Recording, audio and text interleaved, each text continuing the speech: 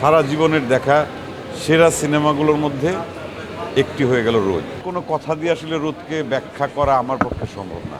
রোদ আসলে দেখার সিনেমা না, অনুভবের সিনেমা। প্রত্যেকটা ফ্রেম আমার কাছে মনে হয়েছে যে একটা পেইন্টিং। রোদ নিয়ে আসলে বলার কিচ্ছু নাই। কিচ্ছু নাই মানে কি, এই ঘোরের ভেতর থেকে বের হতে অনেক সময় লাগবে, অন্তত আরও কতবার দেখার পর মানে কয়েকটা ফ্রেম আমার কাছে মনে হয়েছে যে একটু আমি অন্য কারণে বোধহয় মিস করে ফেললাম। সেটা হয়তো হতে পারে বড় জোর 2 সেকেন্ড বা 5 সেকেন্ড, কিন্তু আমার মনে হচ্ছে যে অনেক কিছু আমি দেখতে পারিনি। এমন একটা বোধের গল্প, এবং মানে কি বলবো, এই রোদ সম্পর্কে আসলে বলে বোঝানোটা খুব কঠিন।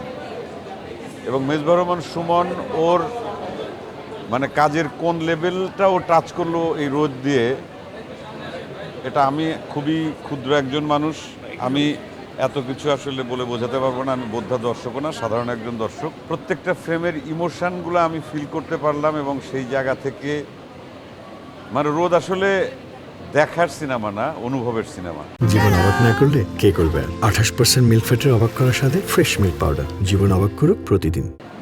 এবং যারা দর্শক এসে রোদ দেখবেন, রোদ যদি ভালো লাগে এবং কোন বোধের জায়গা থেকে ভালো লাগবে, সেটা একবার রোদ দেখে আপনারা সেটা নিজেদেরকে প্রমাণ করতে পারেন।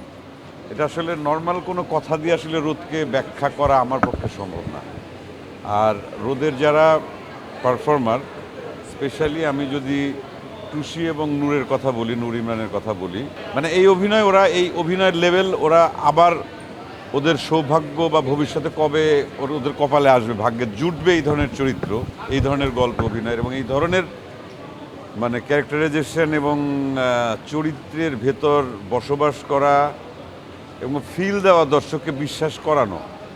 মানে আমি একটা ছবি শেষ করার পর মানে আমি টোটালি, আমার মনে হচ্ছে এই ঘোরটা কয়দিন ধরে কাটবে।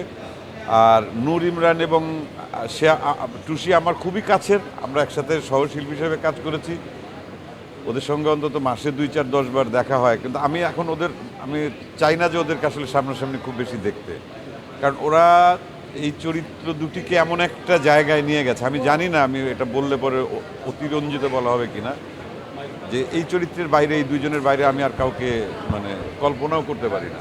এবং এত পারফেকশনের এমন একটা লেভেল, মানে এটা ওরা অভিনয় করেছে না কি করেছে, আমি তো বহু বছর ধরে অভিনয় করি, মানে আনবিলিভেবল। এটা নিশ্চয়ই সুমন করিয়েছে, মেজবাহুর রহমান সুমনের যে মেধা। এবং প্রত্যেকটা ফ্রেম আমার কাছে মনে হয়েছে যে একটা পেইন্টিং, এবং প্রত্যেকটা শব্দ আমাকে এক একটা দোতনা দিচ্ছে, একটা ফিল দিচ্ছে।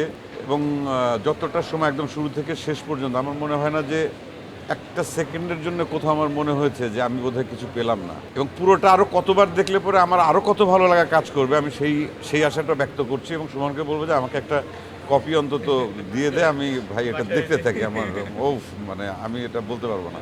এবং এই ছবি নিয়ে আমি অনেক কথা শুনেছি সোশ্যাল মিডিয়াতে, অনেকেই বলছেন, আসলে অনেকে অনেক সময় অনেক কঠিন করেও অনেক কথা বলেন, ব্যাপারটা কিছু না। আমার মনে হয় যে যারা সিনেমা ভালোবাসেন, জীবনের গল্প ভালোবাসেন, এই রোদের গল্পটা একজন মানবীর প্রেমের গল্প, এবং সেই প্রেমের ভেতর কত মহৎ সময় পার হচ্ছে, কিভাবে মুহূর্তগুলো পার হচ্ছে।